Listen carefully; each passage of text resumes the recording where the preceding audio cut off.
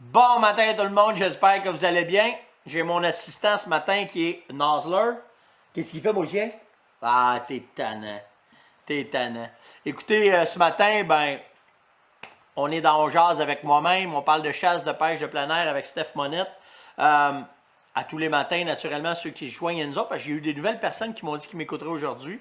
Ceux qui sont là depuis longtemps, merci d'être là ce matin. Pourquoi que lui est là?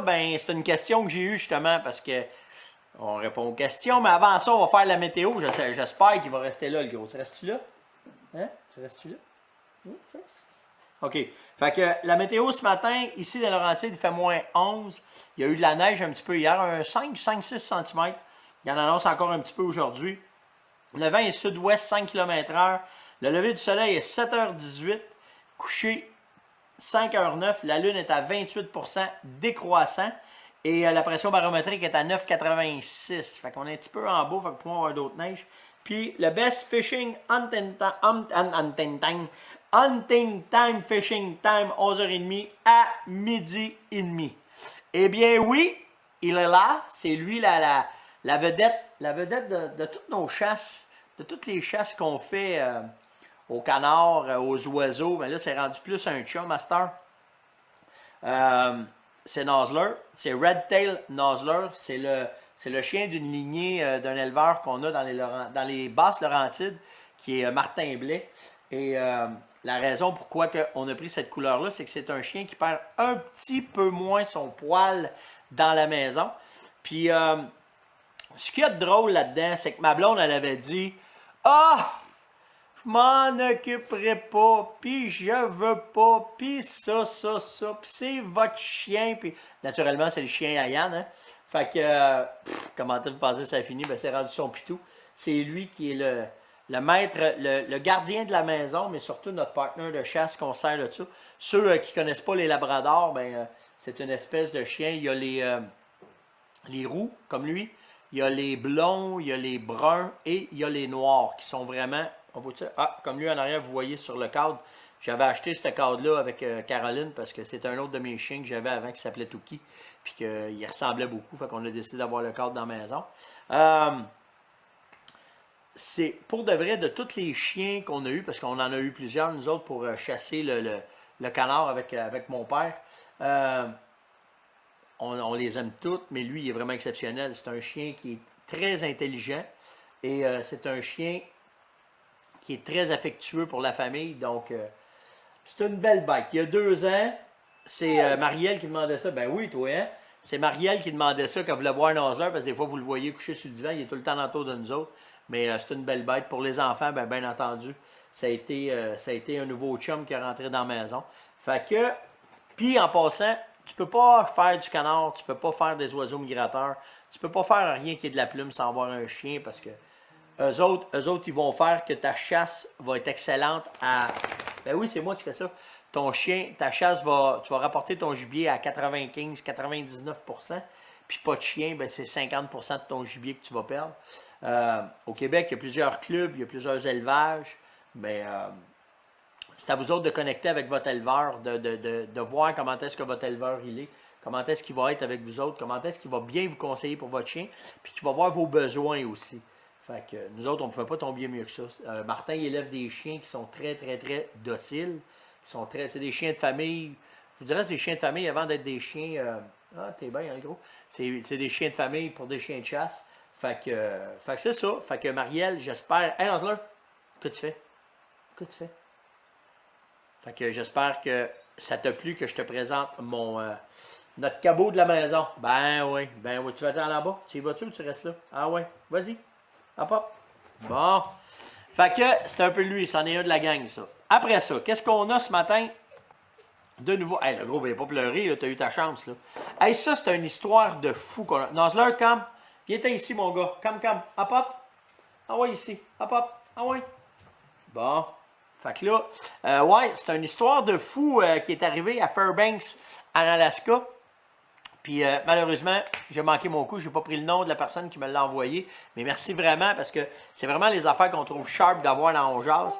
Puis comment qu'un orignal peut se ramasser là? Hein, avez-vous pensé à ça? Ben, cet orignal s'est ramassé là parce que c'était dans la période de rut. Et quand que les gars étaient après travailler sur la ligne électrique, le fil était à terre. Fait qu'il y avait des longues longueurs à étendre. Puis le boc, lui, il est arrivé dans ce coin-là, puis il a voulu se pogner, ça bougeait un peu d'un fil, il a voulu jouer d'un branche, ça pognait dedans. Puis quand les gars avec les machines, ils ont tiré les fils pour les lever dans les airs, parce qu'ils ont des machines de fou pour relever ça, ben, c'était pogné dans le panache de l'orignal, puis ils l'ont grimpé en haut. Les gars voyaient qu'il y avait plus de résistance que normalement, mais ils te l'ont grimpé jusqu'en haut. Quand les gars sont arrivés, l'orignal était vivant encore, là. C'est ça que l'histoire dit. En posant, c'était un boc de 60 pouces. Fait que c'est cette histoire-là. Et moi, des affaires de même, là, tant que vous en trouvez, envoyez-moi-en. J'aime ça. Je capote sur ces affaires-là. Fait que lâchez pas. Puis j'espère que vous aimez ça, vous autres aussi. Après ça, j'ai Donald Pinard qui m'a parlé des motoneigistes. Première affaire qu'il faut comprendre, c'est que quand vous êtes en motoneige l'hiver et que vous voyez des cervidés, que ce soit des orignaux ou des chevreuils, donnez-leur un break. Slackez motoneige, laissez-les avancer. Laissez-les rentrer dans le bois, laissez-les prendre. Parce que l'avantage qu'ils ont quand vous passez avec les motoneiges, que les trails sont tapés, c'est moins dur pour eux autres pour marcher dans la neige. Ça amène aussi les prédateurs. Fait que ça les fait courir, ça les fait sortir d'un trail, puis là, ils vont courir. Fait que quand vous roulez en motoneige, vous voyez des traces, bien, vous le savez, là, vous modérez, vous faites attention. Mais si vous envoyez dans les trails, ralentissez, donnez-leur le temps, parce que chaque 250 mètres que vous leur faites courir à la course, à pin, c'est assez pour le faire mourir à ce temps-ci. Parce qu'ils n'ont pas de nourriture, ils ont un gros manque d'énergie. Puis c'est de la viande à coyote, comme on dit par chez nous, de la viande à loup. Fait que faites attention à ça. Naturellement, faites attention aussi au fait que en motoneige, on respecte les sentiers. Parce que pour chasser chez des fermiers, il y en a une astique de gang qui les détestent, les gars en motoneige. Parce que ils vont rentrer, faire du hors-piste, ils vont sauter dans les champs, ils vont s'amuser en masse, ils vont rouler en masse, mais ils ne pensent pas qu'il y a une culture en dessous, puis que vous l'abîmez avec les spikes, puis surtout cette année, il y a moins de neige, fait que vous abîmez les cultures, vous faites attention, puis juste le fait de taper la neige, souvent, ça va faire une différence quand la neige va fondre au printemps, puis ça va empêcher les cultures de sortir. Fait que pensez à ça. Que vous fassiez du hors-piste, c'est correct. Il y a multitude de réserves au Québec que vous pouvez aller faire du hors-piste en masse. Mais, s'il vous plaît, faites attention aux fermiers. Quand c'est banalisé, vous restez dans les chemins parce que c'est des contrats, c'est des ententes de passer avec les cultivateurs. Puis si vous n'avez pas les cultivateurs, vous ne serez pas capable de vous promener en motoneige. Fait que, merci Dan d'avoir, Donald, pas Dan, mais Donald d'avoir pensé à ça, puis de m'avoir fait un petit clin d'œil, puis je trouve que c'est intéressant, surtout que là, on est dans la période hivernale, donc c'est une affaire qui est bien, bien le fun à souligner et à penser. Ah, ça, c'est une question que j'aime.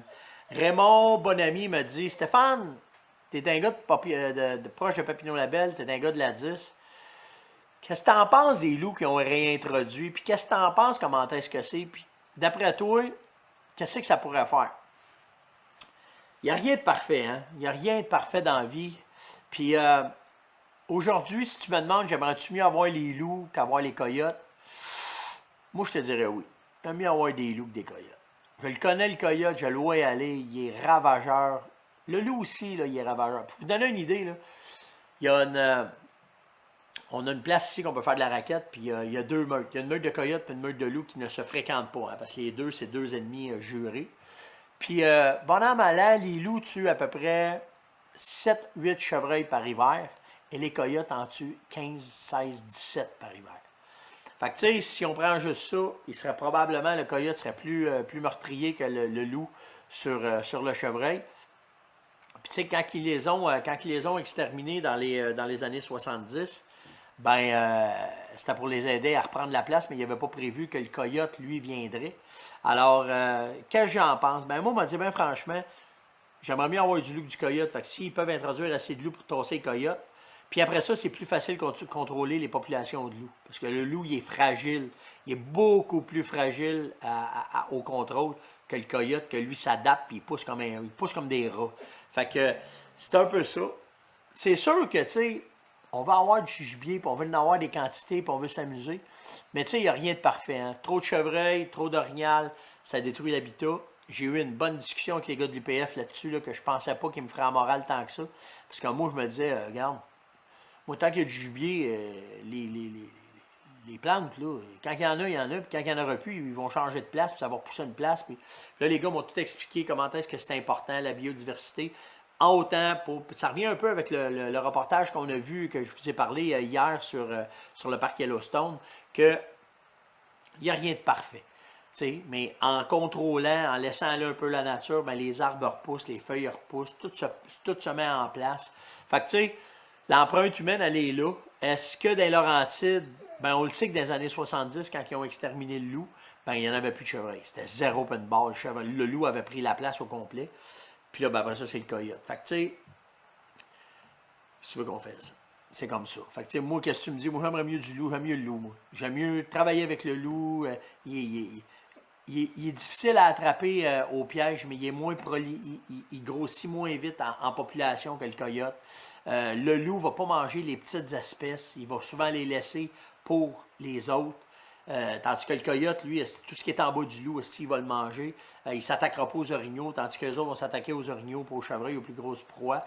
Mais les petites proies, on en a besoin. Tu sais, c'est un merry-go-round. C'est un équilibre, il faut qu'il soit là. Puis quand il y en aura trop, ben, comme je vous dis, j'aime mieux contrôler la population de loups que contrôler la population de coyotes. J'espère que ça répond, ça te donne un peu mon idée, un peu Raymond là-dessus. Oh, toi, c'est assez là, matin. Tu m'as eu hier, tu m'auras pas aujourd'hui. Là, hier, je vais vous dire de quoi, OK? J'ai plein de questions qui me sont posées, puis il y en a beaucoup qui me disent Stéphane, j'ose pas trop, j'ai peur.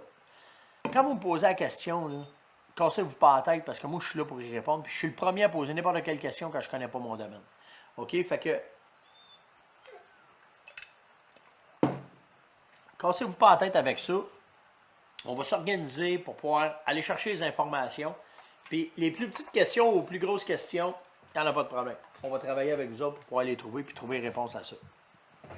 Cette question-là de Louis Morin, elle m'a été posée par à peu près 20 gars en même temps depuis hier là, que je parle des munitions.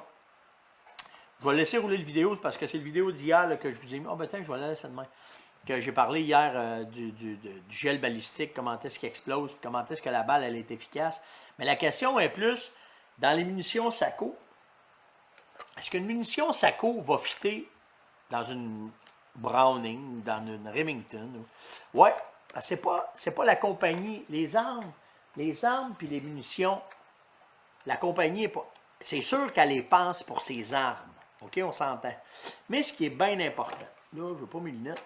Ouais, on va le voir ici. Ce qui est bien important, je vais vous approcher ça. Là. Juste là, on le voit. OK, juste là, ici, en dessous, là. Ça, c'est la marque de votre carabine et le calibre de votre carabine. Que ce soit 300 Win Mag fait par SACO, que ce soit fait par Winchester, que ce soit fait par Fédéral, pas grave. Ce qui est important, c'est que vous respectiez le calibre. Là, c'est marqué en envers, mais le calibre il est marqué là, avec le calibre qu'il y a sur votre carabine. C'est ça qui est important. Puis pour vous montrer, SACO font même des munitions pour la 7mm Remington Mag. OK? Fait que tu sais, c'est la 7mm Remington Mag, c'est Remington qui y ont pensé, mais c'est un calibre qui est devenu populaire. Donc, les autres compagnies de munitions y en ont fait. Fait que tu sais, c'est une question d'entreprise, là. Mais n'importe qui peut faire des munitions pour n'importe quelle arme. Après ça, c'est à vous autres de les essayer et de voir comment est-ce qu'ils vont fitter. C'est sûr, mais pas une balle de 30-06 dans ta 300, ça ne marchera pas. Mais en autant que vous respectiez le calibre, 300 Win Mag, que ce soit SACO, Winchester, Fédéral, c'est tout 300 Win Mag qui rentrent dans votre carabine. Fait que les marques ne sont pas juste faites pour une arme. Mais par exemple, pensez-y que quand, mettons, SACO fait une balle pour ses carabines, ben ils vont aller avec la qualité, puis ils vont y aller de la façon qu'ils vont le faire, comme les autres compagnies vont essayer de fitter avec leurs affaires. Mais cassez-vous pas la tête, en autant que vous respectiez le calibre de votre arme, n'importe quelle compagnie va fitter dedans. Après ça, c'est les boulets, puis tout ce qui arrive dedans, puis tuner votre carabine, puis faire vos affaires, puis c'est ça qui est important, OK? Fait qu'il n'y a pas de problème. J'espère, Louis, ça répond à ta question. Nozzler, t'es tannant, mon gros. Après ça, Thierry Barry m'a demandé, Stéphane, la viande de castor pour chasser l'ours, je le sais que c'est bon, mais je ne sais pas comment tu fais pour l'utiliser. Qu'est-ce qu'il y a de si fantastique avec ça? Ce qu'il faut que tu comprennes, c'est que le castor, c'est la base de nutrition, la base de la nutrition de tous les gros prédateurs. L'orignal, c'est ce que je dis là. L'ours, le loup, Le coyote, il va s'asseyer, mais il mange une claque si le castor est trop gros, OK? Mais surtout pour l'ours, puis surtout pour le loup. Puis, la raison pourquoi faire qu'ils veulent cette viande-là, c'est que cette viande-là, elle est forte en gras. Pour l'ours, c'est hyper important. Puis, elle est bonne en protéines aussi. Elle va donner beaucoup d'énergie. Alors, quand les castors sortent sa glace au printemps, ou quand les castors se préparent à l'automne à faire le hutte, puis se préparer pour l'hiver, ça devient une nourriture numéro un. En plus, pour eux autres, elle a quand même un bon goût. Puis, elle sent beaucoup, elle va sentir beaucoup. Fait que pour eux autres, c'est facile de la trouver.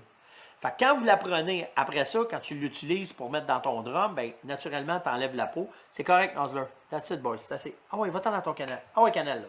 C'est assez, mon gars. T'es fatigué un matin, tu pensais que je l'allais jouer avec toi, hein? Ah ouais, canal. Fait que cette viande-là, ce que vous faites, c'est que faut t'enlèves la peau, parce que la peau va faire chauffer ta viande. Puis moi, ce que je fais, c'est que je la coupe en quartiers, puis je vais toute l'enduire de graisse, OK? De la graisse Crisco, là, de la graisse à patate frite, là, de la graisse. Puis je vais tout bien en mettre. Il faut qu'elle vienne blanche, OK? Après ça, tu prends ça, tu mets ça dans le fond de ton baril. Je le fais avec de l'huile aussi, mais j'aime mieux la graisse Crisco parce qu'elle colle après, puis elle reste sa viande. Après ça, je vais prendre mon morceau de castor, je vais descendre dans mon drap. Je vais me faire, mettons, un 6-8 pouces de fond de bâtande. Je vais mettre ma viande de castor là. Puis là, je vais la réabrier avec plein d'autres bâtandes. Parce que ça fait, c'est que ta viande va durer longtemps, elle va sentir longtemps. Puis la graisse qu'il y a dessus, ça va empêcher les mouches de venir pondre dedans. Fait que ta viande, elle va rester là longtemps. Puis l'ours, lui, bien qu'il la trouve, qu'il la sente, inquiète-toi pas, il brasse en 5 crèmes le baril, puis il va le sortir dedans. J'ai un de mes amis, Marc Savard, là, il est retraité aujourd'hui. Je le salue en passant s'il écoute. Mais Marc, il y avait une vidéo là, qui m'avait montré là, un ours noir, quand il avait mis un castor dedans avec la queue. Puis l'ours, il vient en bout de pogner à la queue, puis là, il vient pour le sortir par le trou du drum, puis il n'est pas capable. Puis le drum, il y a du stock dedans, il est plein, là. Il vient à bout d'assez étirer avec sa bouche, puis de reculer, puis de reculer, puis de reculer, de tendre la chaîne avec le baril dans les airs, puis tu sais, à un moment donné, la queue, elle, il reste dans la bouche, il en pique une tabarouette. Mais tout ça pour vous dire qu'ils veulent la viande. Ils veulent la viande, c'est ça qu'ils veulent, c'est leur... Ça fait partie, il n'y a rien qui égale ça. Fait que tu sais, si tu trappes, tu le ramasses, si tu as des trappeurs qui peuvent t'en amener, c'est encore mieux. Ou bien, là, il y a des produits artificiels. Comme nous autres, on a Bivium, c'est Bivium, c'est la base de tout là, dans ce qu'on fait. Puis ça va donner la même senteur. Fait que quand il va arriver au drum, il va chercher. Puis à un moment donné, s'il ne la trouve pas, ben, du moins, il va commencer à manger à bâton, puis ça va faire la job. Fait que c'est un peu la façon que je travaille avec ma viande d'ours quand je vais la mettre dans mes drums tirés. Ben, tabarouette, ça a bien été à matin. Bien plus court, 5 minutes. 5 minutes avant mon temps que je finis à matin. Ben, je vais revenir aux questions. OK? Quand vous me posez des questions, là, il y en a qui sont gênés de venir me poser des questions. Cassez-vous pas la tête, là, je ne suis pas le genre de gars à vous juger parce que vous posez une question qui est nounoune ou pas nounoune. Là. Il n'y en a pas de problème. OK? Toutes les questions sont bonnes, ces réponses sont niaiseuses. Fait que cassez-vous pas la tête avec ça. Là. Venez me poser des questions, autant des questions de base. Parce que souvent, ceux qui commencent, ils n'osent pas. Non, c'est ça qui est important. OK? Ceux qui connaissent bien ça, là, ben, je rangerai de channel, c'est pas grave. Mais des questions techniques, des détails que vous voulez savoir. Tu sais, un matin, je trouvais ça sharp, là, tu sais, le calibre, ça met de quoi au clair. Vous savez où est-ce que vous en allez avec ça, puis c'est correct. Puis ça soit pour le loup, que ce soit pour les techniques de chat. Ah oui, hey, je me fais poser beaucoup de questions sur l'urine.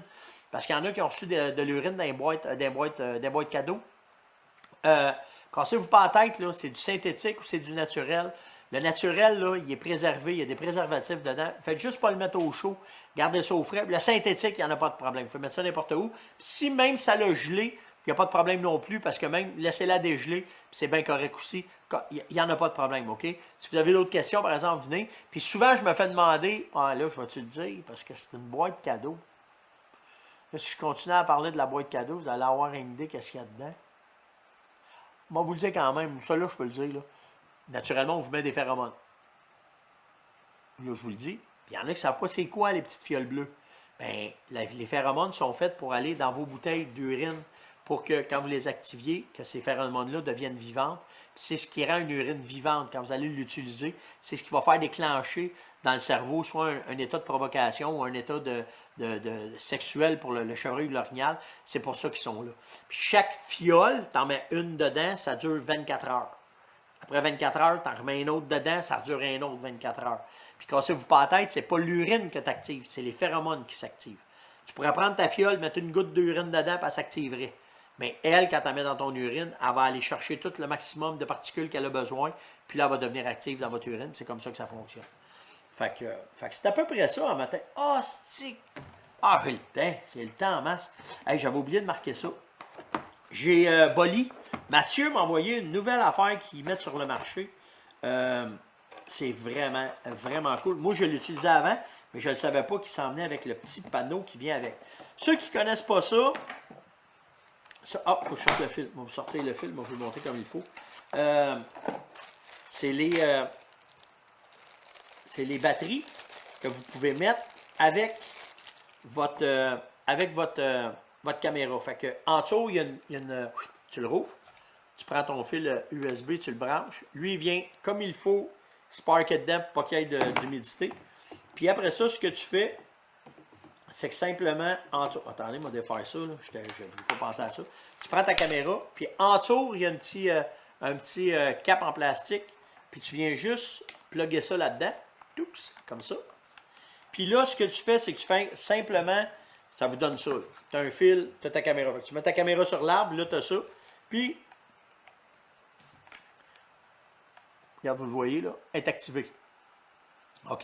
Fait que là, ben, ma caméra, elle a du jus, puis ça va faire durer vos batteries plus longtemps. En plus, c'est rechargeable. Ce que tu fais, c'est que tu défais ça, tu as un autre fil qui est... Je l'ai-tu enlevé? Oh, je l'ai enlevé, il est dans mes affaires, parce que je l'ai rechargé. Tu as un autre fil après ça que tu prends, que tu viens mettre ici, puis tu vas le recharger. Fait que si tu en as un ou deux ou trois, moi souvent ce que je fais, c'est que j'ai les batteries aussi qui vont dedans, fait que ceux-là aussi je les recharge, en tout cas, peu importe, mais ça vous fait un power pack pour charger vos caméras. Et en plus, si vous êtes mal pris, ça peut recharger votre téléphone. Parce que si tu plugues là, tu payes sur le piton, ça envoie le jus, puis tu vas charger ton téléphone avec ça. Fait que c'est une belle alternative pour plein d'affaires. Mais là, ce qu'il y a de vraiment cool, c'est qu'en plus, quand tu prends la prise, non, c'est pas celle-là, c'est celle-là ici. Quand tu prends la prise de chargement qu'il y a ici, et que tu viens planter, je ne vous le montrerai pas tout de suite, parce que je vais le faire avant pour être sûr que je me fous, il m'a dit une niaiserie, là, que je ne manquerai pas mon coup, mais tu t'en viens, hop là. Ah ouais, donc, Steph, j'ai pas mes lunettes, là, de tabarnak. Hey. De même, bougez pas, asti, moi l'avoir. Comme ça. Faut bien être en direct pour que ça arrive. Comme ça, comme ça, comme ça. Ah putain, il est correct. En tout cas, je vais vous éviter les détails. Je dois être en envers, c'est pour ça. Ah ouais, donc, Steph. Bon, ben, en tout cas, regardez bien ça. On va le faire après, là, on va l'arranger parce que j'ai pas mes lunettes. Vous venez brancher votre petit panneau dans le côté de votre batterie. Et après, défais les deux petites planches sur le bord, tu rouvres ça, tu accroches ça dans l'arbre, tu as un panneau solaire qui va recharger ta batterie. C'est assez cool ça, parce que là, vous parlez de caméra que vous pouvez laisser à l'année dans le bois. Fait que c'est une excellente alternative parce que, je ne sais pas si vous êtes comme moi, mais les batteries, ça me coûte le total. Fait que ça fait bien mon affaire d'avoir cette alternative-là pour les batteries, pour les caméras que je mets loin dans le bois. Fait que ça va faire de quoi de vraiment intéressant et vraiment le fun. Fait que allez sur le site de Bolly, toutes les informations sont là, vous pouvez tout avoir ça là. Je vais mettre mes lunettes après, je vais le brancher. Là. Je l'ai branché hier, fait que ça devrait fonctionner. Fait que. Ah là, j'arrive à mon temps. Fait que là, ben, j'espère que vous avez apprécié l'émission On Jase de ce matin. Lâchez pas de mettre des commentaires, lâchez pas de liker, lâchez pas de partager. La vidéo aussi est disponible sur la plateforme de la Fermonette. Sur la Fermonette, ben, vous avez des petits extras parce que tout ce que je vous parle, je vous mets les liens. Vous êtes capable d'aller cliquer puis de rentrer tout de suite dedans. Fait que ça vous permet d'avoir ça. Vous avez YouTube, vous avez Instagram où est-ce que je mets dessus. Et il y a aussi maintenant Vimeo qu'on est rendu dessus. Pour ceux qui veulent vraiment une qualité d'image, ben, Vimeo est là pour ça aussi. Fait que Puis on fait le tour de tout le monde. On fait tout le tour des plateformes. Puis hier, j'ai découvert de quoi? La raison pourquoi faire que je vous échappe sur Messenger, ça aurait tout de l'air que ça serait un algorithme de Facebook qui fait que quand tu reçois, parce que je reçois, grosso modo, là, à peu près, une petite journée, c'est 150, 175 Messenger. Puis mes grosses journées, ça monte à 400, 450. OK? Puis là, je ne vous parle pas des autres plateformes, je parle juste de Messenger. Fait que ça aurait tout de l'air que, tout dépendant de la vitesse qu'on répond, que Messenger, vu que c'est Facebook, les algorithmes feraient que ils vous parlent, là, ils vous envoient en quatre parts. Parce que je fais bien attention. Tabarnan, on dirait que j'en échappe encore. Puis c'est en jasant avec un de mes techniciens qui m'a dit fais-toi-en pas, Steph, Messenger contrôle tout. Fait que si t'en as trop, il va se donner. Il va t'en flipper une fois de temps en temps pour t'aider. Mais là, c'est pas ça le but, si je veux répondre à tout le monde. Ouais, ben il dit c'est ça, il dit c'est de même que ça fonctionne.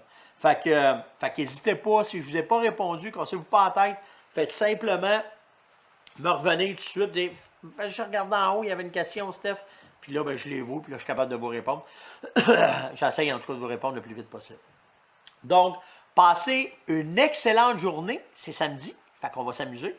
On s'en va. Je ne sais pas ce que je vais faire aujourd'hui. Bon, avec ma blonde, peut-être aller faire un tour dans le bois. Je vais aller faire des salines, c'est vrai.